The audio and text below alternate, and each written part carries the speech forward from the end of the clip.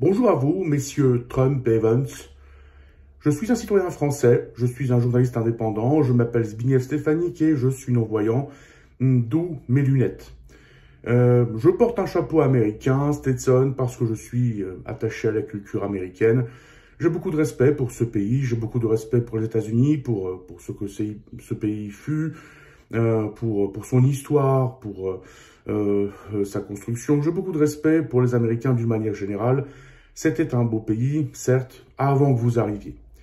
Maintenant, vous menez ce pays droit vers le mur, et je n'ai pas peur de le dire, Monsieur Trump, Monsieur Vance. La naissance d'un nouveau fascisme, d'un fascisme du XXIe siècle a bien eu lieu. Elle a eu lieu aux États-Unis, dans la soi-disant patrie des droits de l'homme et de la démocratie. C'est bien triste, c'est bien dommage, mais malheureusement, nous en sommes là. Donc, je prends acte. Et en Europe, nous en prenons acte. Et je pense que même si le discours européen de certains pays, de nos dirigeants, reste très modéré, beaucoup d'entre nous n'en pensent pas moins. Ce que vous êtes en train de mettre en place, Monsieur Trump, Monsieur Vance aux États-Unis, c'est rien de moins et rien de plus que du fascisme. Rien de plus et rien de moins que du fascisme, messieurs. Vous démontez l'État fédéral. Je pense que c'est dans l'idée de recréer un nouvel État.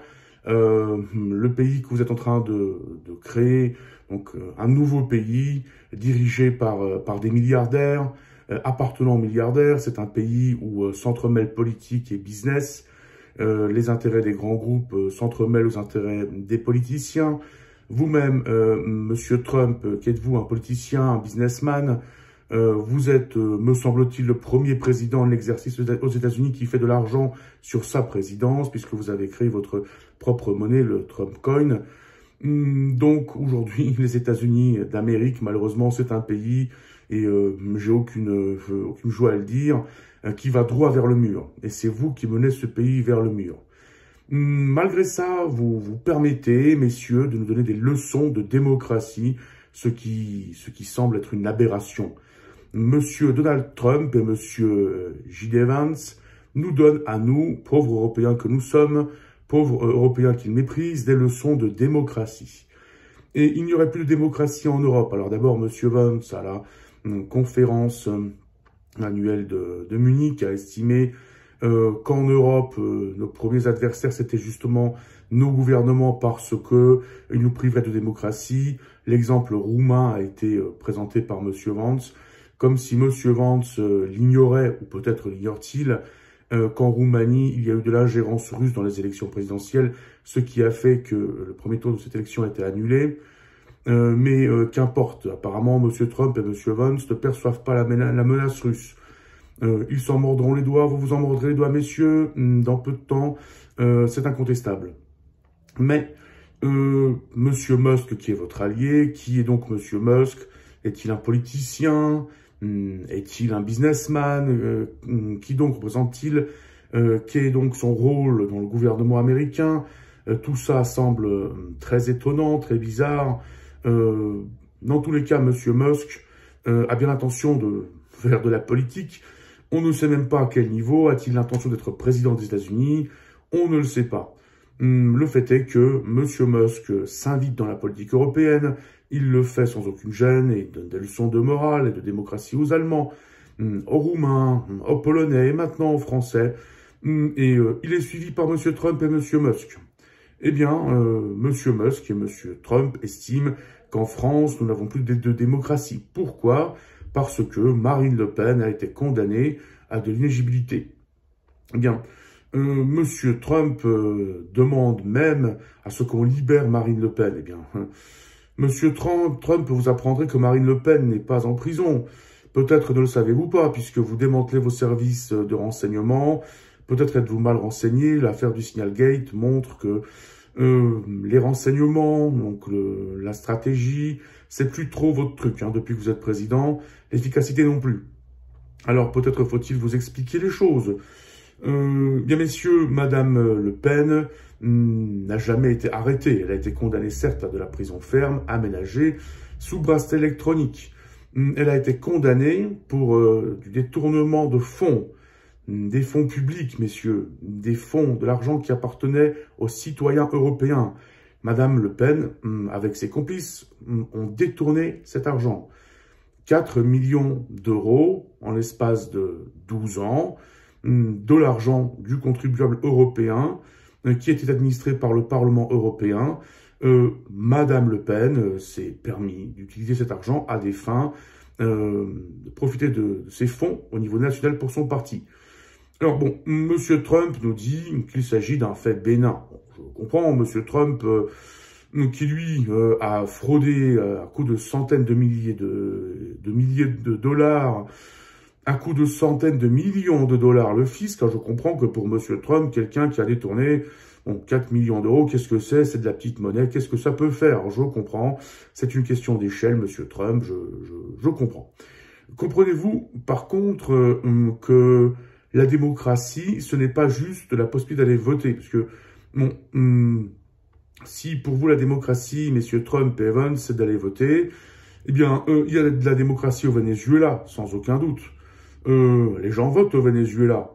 Il y a de la démocratie en Russie, il y a de la démocratie, finalement, quasiment dans tous les pays du monde où vous avez des élections factices. Non, la démocratie, c'est bien plus que ça, messieurs, et c'est bien dommage que vous ne le compreniez pas, puisque vos pères fondateurs ont élaboré un modèle de démocratie qui marchait pas trop mal. Il fut un temps, donc avec vous, ça ne marche plus. Pourquoi? Parce que vous ne jouez pas les règles du jeu, parce que vous ne comprenez pas un élément fondamental qui fait la démocratie, messieurs. Ce qui fait la démocratie, c'est l'égalité. L'égalité devant le droit, messieurs. Alors, je vous explique, parce que Monsieur Trump, je pense que lui, l'égalité, il connaît pas trop. Alors, c'est quoi l'égalité, Monsieur Trump? Un petit coup rapide comme ça. L'égalité, c'est que vous, le milliardaire, vous avez les mêmes droits et les mêmes devoirs vis-à-vis de la justice qu'un simple citoyen qui gagne un salaire minimum. Ça veut dire que si vous commettez un méfait, un délit, un crime, eh bien, vous serez jugé comme le Billy ou le Jimmy qui gagne sa croûte durement en travaillant à l'usine. C'est ça, l'égalité devant le droit, messieurs Trump et messieurs Vance. Et vous essayez de nous expliquer que parce que Marine Le Pen m'a été reconnue coupable de fraude, de détournement de fonds, ça fait qu'il n'y a plus de démocratie en Europe. Eh bien non. Pourquoi ne serait-elle pas jugée? Parce qu'elle est politicienne. Pourquoi ne serait-elle pas justiciable? Parce qu'elle est leader d'un camp politique. Parce qu'elle est potentiellement présidentiable. Pour ça, elle ne devrait pas passer en jugement. Pourquoi? Madame Le Pen est-elle quelqu'un de plus important qu'un citoyen français ordinaire? Et au nom de sa position politique, au nom de son appartenance aux élites françaises, elle ne devrait pas répondre de ses actes? Eh bien, je ne crois pas. Le fait est que le modèle que vous construisez, messieurs Trump et messieurs Vance, c'est un modèle pour les riches et les puissants. C'est un modèle pour un petit groupe réduit de gens, évidemment les blancs, puisque le reste, vous ne les reconnaissez pas. Vous voulez que les USA reviennent dans le passé, ça ne se fera pas. Vous voulez effacer tout ce qui s'est passé aux États-Unis depuis les années 60 du XXe siècle, ça ne se fera pas. Pourquoi? Parce que en plus de 60 ans, il y a eu des changements importants d'un point de vue démographique. Il y a une dynamique démographique différente entre les différents groupes ethniques et vous ne reviendrez pas à la suprématie des Blancs. Ça, je vous l'assure, messieurs Trump et messieurs Vance. Mais intéressons-nous un petit peu à votre politique et à votre efficacité, puisque monsieur Trump a fait tellement de promesses que finalement, le pays devait être le plus grand pays du monde dans l'espace de 3 semaines. Alors, la guerre en Ukraine devait s'arrêter en 24 heures. Alors, j'ai pas tout compris, mais de ce que j'ai saisi, monsieur Trump avait prévu de mettre fin à la guerre en Ukraine, et cela même avant de devenir président des États-Unis, donc juste après son élection. Le fait est que, bon, ça fait 3 mois qu'il est président, la guerre en Ukraine a lieu toujours. Pourquoi?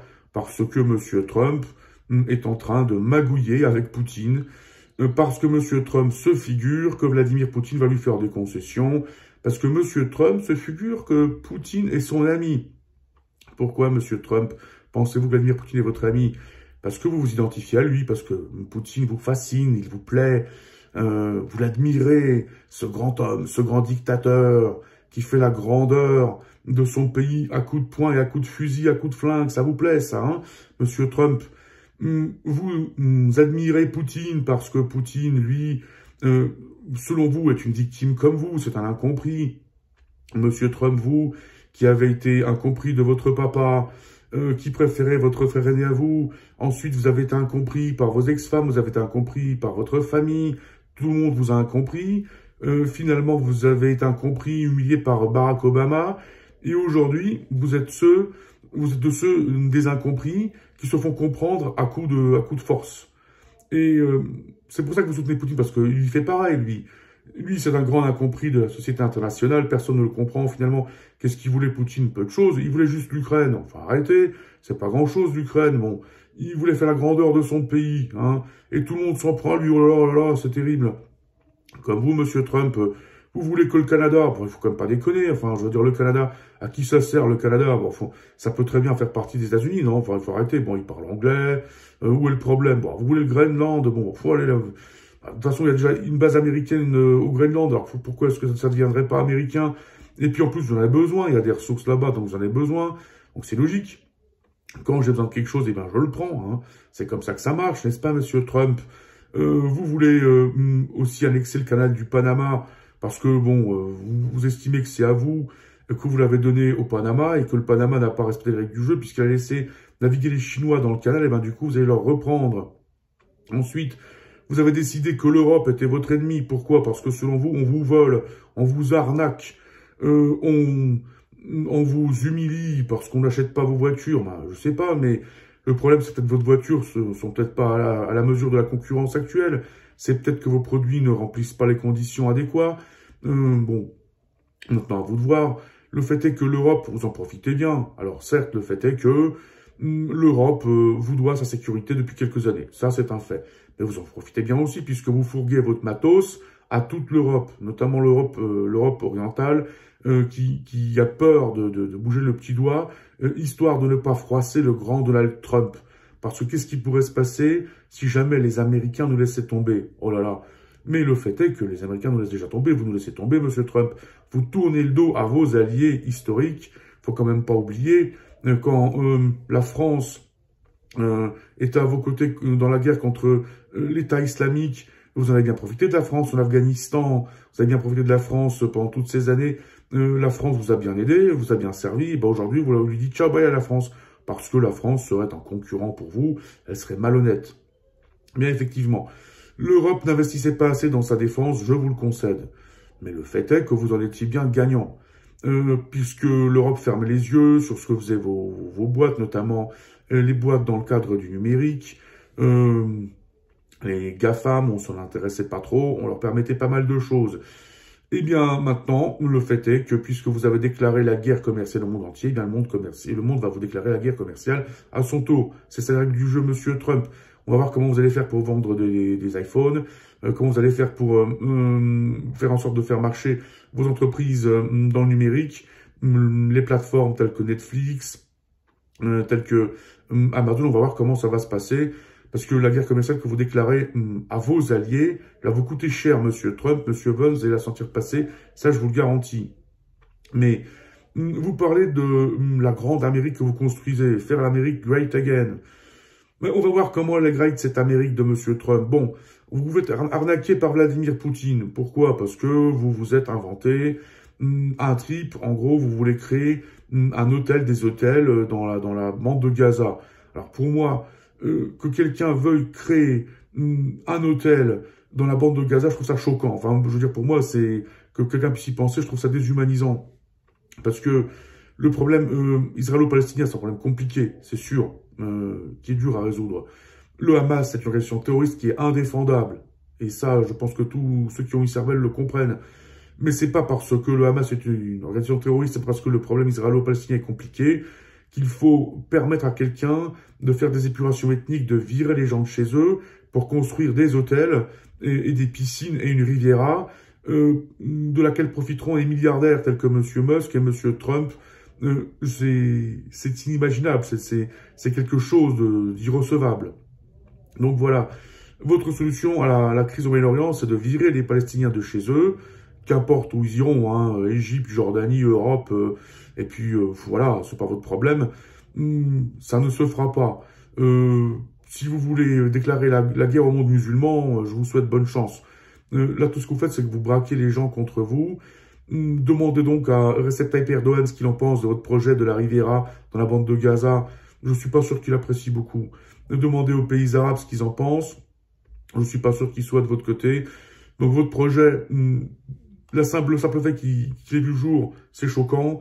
Mais le fait que vous vouliez le mettre en place, c'est quelque chose de choquant au carré, monsieur Trump. Donc le Moyen-Orient, votre politique, ce sera un échec d'ailleurs. Pour preuve, j'en prends votre politique que vous avez menée contre l'Iran lors de votre premier mandat. Vous avez mis un embargo contre l'Iran. Vous avez fait partir le business occidental d'Iran. C'était quoi le résultat? Le résultat, c'était que le business occidental a été remplacé par les boîtes chinoises.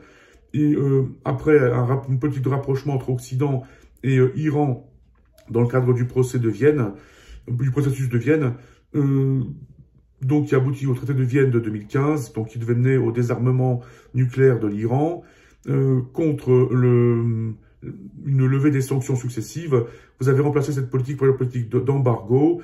Et le résultat, c'était que l'Iran, aujourd'hui, a le parasol russe déplié au-dessus de Téhéran, et le business chinois qui fait de l'argent et qui renforce l'Iran de plus belle. Voilà le résultat de votre politique d'embargo vis-à-vis de l'Iran. Et votre politique au Moyen-Orient, elle fera que braquer le monde musulman contre les Américains. Après, c'est à vous de voir. Moi, je dis ça, je dis rien. Moi, je suis français. Vous voulez vous battre contre 3 milliards de musulmans, grand bien vous fasse, monsieur Trump. Tout ça parce que quelques généreux donateurs ont payé votre campagne électorale. Une certaine Madame Myriam Adelson qui a versé 100 millions de dollars. Voilà. Si c'est que pour ça que vous soutenez Netanyahou, qui lui-même a ses problèmes juridiques, et c'est pour ça d'ailleurs qu'il veut faire durer la guerre dans la bande de Gaza, puisque ça lui profite bien, gros bien lui fasse.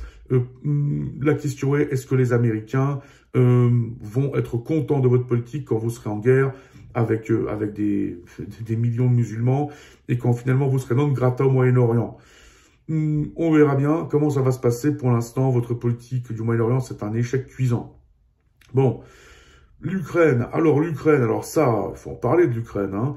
D'abord, vous avez essayé de les mettre à genoux en employant la technique de la force, en les humiliant. Vous avez invité Zelensky, président ukrainien, à Washington, en vous moquant de lui, en essayant de le forcer à signer un traité pour exploiter l'Ukraine et ses ressources, un traité indigne, monsieur. Zelensky n'a pas plié. Le résultat, c'est que vous l'avez mis à la porte. Où est-il parti de lui-même? On ne le sait pas. Mais le fait est que le traité n'a pas été signé, monsieur Trump. Aujourd'hui, vous n'avez toujours pas accès aux ressources ukrainiennes. Voilà le résultat. Vous négociez avec Vladimir Poutine, qui se moque de vous. Il ne respecte rien du tout. Vous croyez que Poutine va être votre allié? Pourquoi il serait votre allié? Poutine ne nous intéresse pas aux États-Unis. Poutine, tout ce qu'il veut, c'est que les Américains lèvent les sanctions. C'est tout ce qui l'intéresse.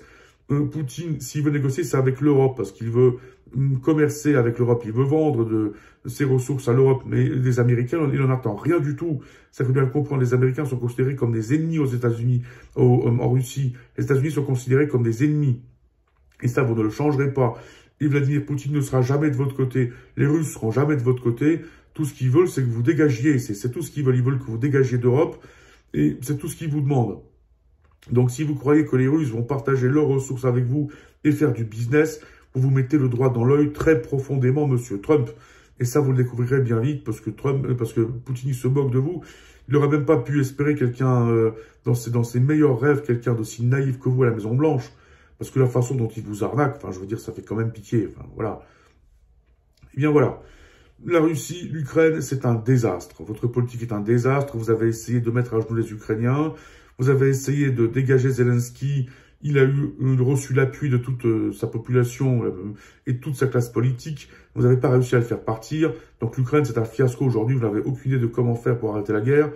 Et le fait est qu'aujourd'hui, du pays principal de soutien à l'Ukraine, les USA sont devenus le pays de soutien principal à la Russie. Voilà. Aujourd'hui, vous êtes du côté de l'agresseur et vous ne savez pas qui est l'agresseur et qui est la victime. Et ça, c'est tragique, monsieur Trump. Enfin, je veux dire, c'est tragique et c'est horrible, c'est dégueulasse, c'est dégoûtant. Voilà. Ce que vous faites en Ukraine prouve à quel point vous n'avez aucune morale.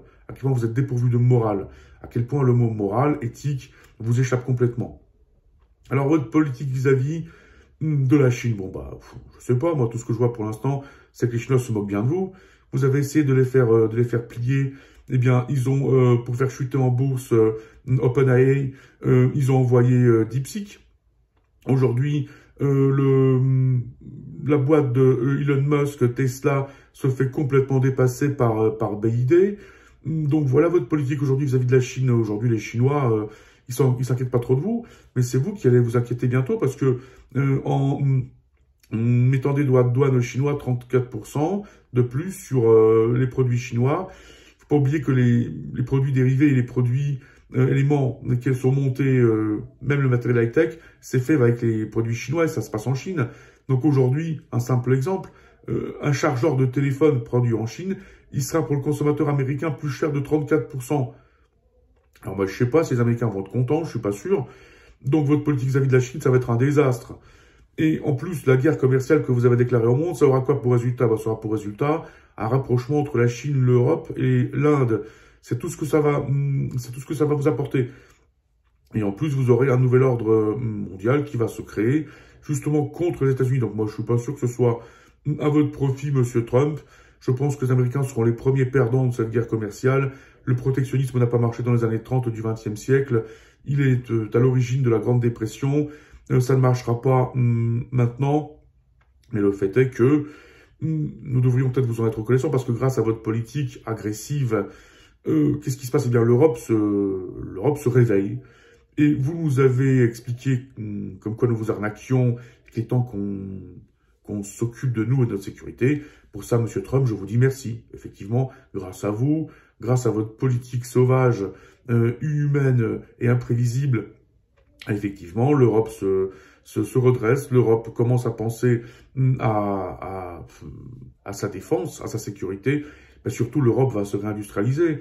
Et je pense que l'Europe, d'ici 5 à 10 ans, va devenir un réel concurrent pour les États-Unis. Surtout dans un monde où les ensembles régionaux, les espaces de gouvernance vont se mettre ensemble pour vous faire face, puisque vous déclarez la guerre à tout le monde commercial et pas que d'ailleurs. Je pense que l'Europe en sera que renforcée. Donc finalement, votre guerre commerciale, même si elle nous coûte à court terme, à long terme, on peut vous dire merci Monsieur Trump, merci Monsieur Trump pour votre bêtise, merci pour votre stupidité. Nous en sortirons que renforcés, nous en Europe. Maintenant, il faut aussi vous expliquer une chose. C'est qu'aujourd'hui, le monde dans lequel les États-Unis avaient un leadership, il est terminé. Et vous ne mettrez personne à genoux. D'ailleurs, ça se voit au Groenland. Monsieur Vance qui donne des leçons de morale à tout le monde. Bien, Monsieur Vance, vous étiez beau au Groenland. Ah voilà, oui, vous étiez beau. Personne ne voulait vous voir, personne ne voulait vous parler. Vous êtes allé vous planquer dans la base américaine au Groenland, histoire qu'il n'y ait pas de scandale. Alors, vous étiez vraiment magnifique. Hein. Alors, vraiment, waouh, super le résultat. Vous y étiez allé pour les menacer. Eh bien, ils vous ont montré un doigt d'honneur. Eh bien, vraiment, je vous félicite du résultat que vous avez obtenu. Le Groenland ne veut pas de vous. L'Europe vous dit on ne se laissera pas faire. Les Russes vous arnaquent. Les Chinois vous défient. Bon, si c'est ça la grande Amérique de M. Trump, bon, moi je sais pas, mais je trouve ça assez pitoyable. Personnellement, je dirais pas que je suis impressionné. Alors, votre lutte migratoire, venons-en. Parce que ça faisait partie de vos thèmes de campagne. Hein, la lutte contre l'immigration. Alors, ça devait être la plus grande opération de déportation de l'histoire de l'humanité, s'il vous plaît, quand même. Hein. 20 millions de personnes qui devaient être déportées. Bon, voilà. Bon, bah, apparemment, sur les 20 millions de personnes qui devaient être déportées, ils sont pas plus de 10 000. Hein. Et quant à la politique d'immigration que vous menez, eh bien, vous expliquerez aux Américains qui engagent des Mexicaines, qui engagent des gens issus justement d'immigration, qui ne pourront plus le faire. Voilà, vous leur expliquerez ça. Je suis sûr qu'ils seront très contents. Donc, moi, je pense que les Américains eux-mêmes, ils vont s'opposer à votre politique d'immigration parce que, bon, c'est sûr, les Américains sont contre les immigrés. C'est un peu comme en Europe. On est contre les immigrés, mais il ne faut pas que ça nous concerne. Alors, on veut bien que les immigrés soient foutus dehors, mais il ne faut pas que ça concerne nos femmes de ménage, nos cuisinières, nos nourrices. Non, surtout pas. Donc, les Américains eux-mêmes vont s'opposer à votre politique. Après, il faut quand même pas oublier une chose, hein, Monsieur Trump, c'est qu'aujourd'hui, l'US Armée, les Marines, le corps des Marines et autres, il est composé à 80% des minorités. Ce sont des gens qui servent dans l'armée américaine justement pour obtenir le droit de séjour. Si vous commencez à foutre à la porte leur famille, je suis pas sûr qu'ils veuillent servir de l'armée américaine bien longtemps. Ça me paraît un peu compromis, monsieur Trump. Donc, je sais pas dans quelle mesure votre politique d'immigration servira ou desservira votre présidence, mais je pense plutôt que ce sera un fiasco. Alors, monsieur Trump, monsieur Vance, vous avez aucune, je le précise, aucune leçon de démocratie à donner à qui que ce soit. Parce que la démocratie, elle est basée sur l'état de droit. Et la démocratie trumpienne, elle est basée sur la loi du plus fort. C'est ça, la démocratie que vous instaurez aux États-Unis, c'est la loi du plus fort. C'est la loi du milliardaire, c'est la loi de celui qui impose sa volonté à l'autre. C'est ça, la démocratie de Trump et de Vance. Et nous, cette démocratie-là, on n'en veut pas en Europe. Et je vais le dire clairement, on ne veut pas de vous en Europe non plus. Voilà, on ne veut pas de l'Amérique trumpienne. Et je vais le dire poliment, même si je le pense différemment, allez vous faire voir, messieurs Trump et Evans, allez vous faire voir, vous, et vos idées, et vos conseils, et votre morale. Parce que de la morale, vous n'en avez aucune. Vous n'avez aucune morale, monsieur Trump.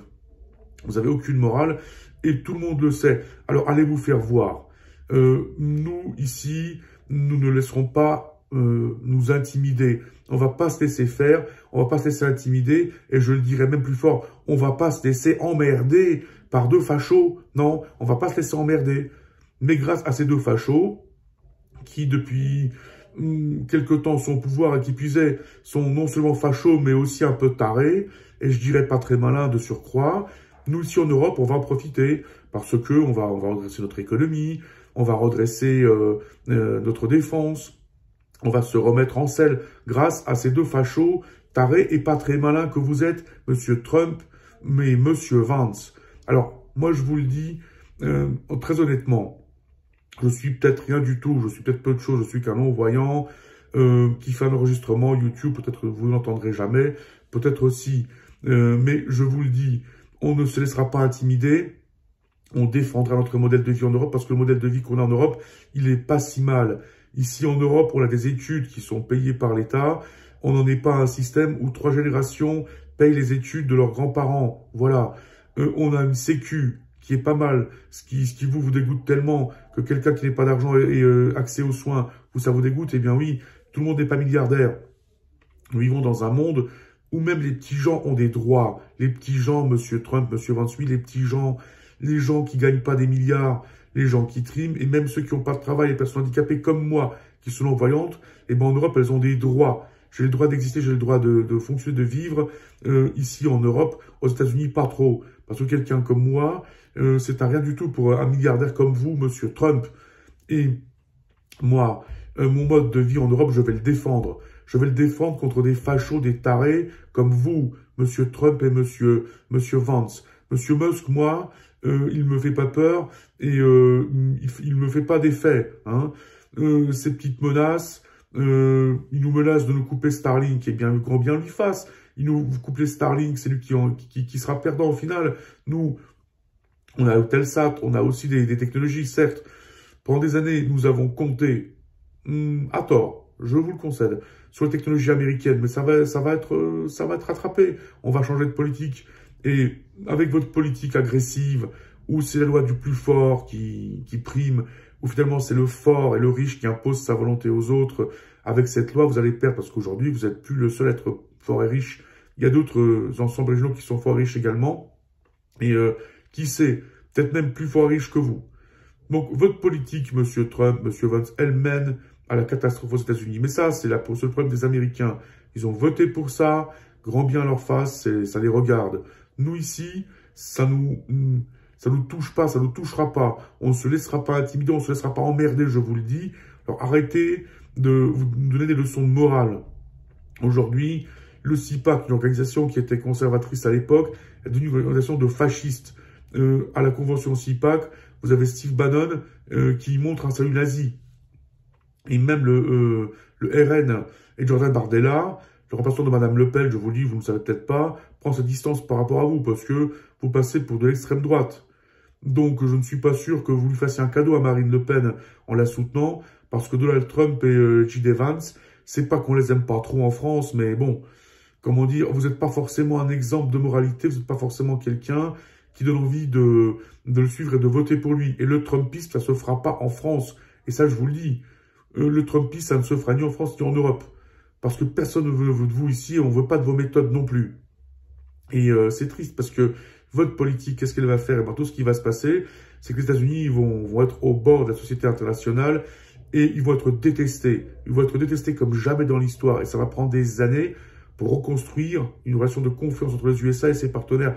Si tant est que les USA résistent à votre politique, Monsieur Trump, parce que moi, je suis pas sûr que vous ne soyez pas le dernier président des États-Unis, avec votre politique, la façon d'aller au clash, d'agresser tout le monde. Vous savez, les gens ne se laisseront pas faire aux États-Unis non plus. Vous démontez l'État fédéral, tous ces gens que vous virez, que vous mettez à la porte, ils vont aller bosser pour quelqu'un. Ces gens-là ont été formés par le contribuable américain. L'État fédéral a payé leur formation, ben c'est quelqu'un d'autre qui en profitera. Et ça, c'est votre politique, Monsieur Trump. Mais ces gens-là, ils vont pas se laisser faire. Si vous commencez à mettre en place la suprématie des Blancs, vous croyez que les minorités vont se laisser faire? Eh ben non, pas du tout. Les États comme le Texas, la Californie, l'Arizona, aujourd'hui, c'est la langue espagnole qui domine. Vous devriez le savoir, Monsieur Trump. Alors, si vous croyez que vous allez aller loin avec cette politique, je vous le dis non, vous allez aller nulle part. C'est ça la vérité, Monsieur Trump. Vous allez aller nulle part. Vous allez mettre ce pays dans le mur. Et il est fort possible que vous meniez même à la guerre civile, parce que si effectivement vous vous obstinez à faire un troisième mandat, ça risque de pas plaire à tout le monde, parce que c'est un peu anticonstitutionnel, mais la Constitution, qu'est-ce qu'elle représente pour vous? C'est qu'un morceau de papier qui a plus de 200 ans. C'est vous la loi, vous avez de l'argent, vous avez la force, la loi c'est vous, c'est comme ça que vous le voyez. Mais d'autres gens le voient peut-être différent, parce qu'aux États-Unis, il y a un principe, c'est quand un truc nous plaît pas, on prend son fusil, on va le régler. Et des fusils, il y en a beaucoup aux États-Unis. Donc moi, je pense, M. Trump, que vous avez de quoi vous inquiéter. Parce que si vous commencez à rentrer dans les minorités, à les agresser, à détruire l'ordre établi, eh bien, ces gens-là, à mon avis, ils vont se défendre aussi. Et vous oubliez une chose, la moitié de l'Amérique a voté pour vous, certes. Bon, peut-être même pas tout à fait la moitié, mais presque la moitié. Mais si presque la moitié des Américains ont voté pour vous, l'autre moitié a voté contre vous, M. Trump. Et je ne suis pas sûr que la moitié qui a voté contre vous sera très heureuse quand l'inflation commencera à sévir aux USA, quand des entreprises vont commencer à fermer, quand les produits de première nécessité vont commencer à augmenter de 40, 50, 60%. Je ne suis pas sûr que là, les Américains vont être très contents de votre politique, M. Trump. Je ne le pense pas. Donc, je pense que vous allez droit vers le mur et que le pays, vous l'emmenez avec vous droit vers le mur. Je pense que votre politique va peut-être même mener à la guerre civile, à l'implosion du pays. Parce que vous arrivez peut-être à démonter l'État fédéral, je ne le dis pas, mais vous n'arriverez pas à démonter les États. Et d'ailleurs, ce qui s'est passé au Wisconsin, votre revers électoral, c'est celui de M. Musk, le prouve bien. Les États ont leur justice et ça, vous n'en ferez rien du tout. Ça se passera comme ça, vous ne pouvez pas y remédier. Donc, vous démontez l'État fédéral en renforçant les États et vous renforcez vos adversaires. L'État fédéral fasciste que vous voulez créer n'arrivera pas, M. Trump, parce que démographiquement, vous êtes perdant et vous êtes en minorité. Et vous et vos fachos êtes et serez en minorité, donc ça ne se fera pas. Par contre, ce qui se fera, c'est que vous allez détruire ce pays. Vous allez détruire les États-Unis, qui effectivement est un pays qui ont beaucoup apporté en termes de démocratie par le passé, bien qu'effectivement la démocratie, les leçons de démocratie, c'est pas le point fort des USA, parce que les USA, les dernières décennies, c'est pas qu'ils n'ont pas de leçons à donner en termes de démocratie. L'Afghanistan, l'Irak le montrent, le Vietnam aussi. Mais bon, mais vous possédez vraiment cet élément des USA qui jouent dans leur propre camp, mais vraiment au maximum. Et vous froissez tout le monde, vous mettez tout le monde à dos. Vous voulez jouer des coudes et vous voulez jouer des poings, des pieds. Et le résultat que ça aura, c'est que vous serez perdant. Parce que vous n'arriverez pas à vaincre le monde entier. Et vos nouveaux alliés, comme les Russes par exemple, ils vont juste vous arnaquer. Ils vont prendre ce qu'il y a à prendre, ils vont vous arnaquer, ils vont se mettre du côté de vos adversaires. Parce que ce qui intéresse Poutine, c'est le BRICS, c'est de créer un ensemble d'États du Sud. C'est pas de se mettre d'accord avec M. Trump et faire de l'argent avec vous. Et vous, si vous vous identifiez à Vladimir Poutine, eh ben, croyez-moi, lui s'identifie pas à vous. Lui estime que vous êtes un pauvre dégénéré, un pauvre naïf, M. Trump, qui va arnaquer tant qu'il pourra. Eh bien, vous êtes président des États-Unis, M. Trump, M. Vance est votre remplaçant et le vice-président. Les Américains vous ont élu, c'est leur choix. Mais nous, ici, on vous a pas élu. Et on vous a rien demandé. ni à M. Trump, ni à M. Vance. On vous a rien demandé. Alors, vous nous laissez tranquille, vous nous fichez la paix, occupez-vous de vos affaires, parce que vous n'avez aucune leçon à me donner, aucune leçon de démocratie, surtout pas vous, M. Trump, surtout pas vous, M. Vance. Vous n'avez aucune leçon de démocratie à me donner. Alors, tout simplement, je vous le dis, fichez-nous la paix et occupez-vous de vos affaires.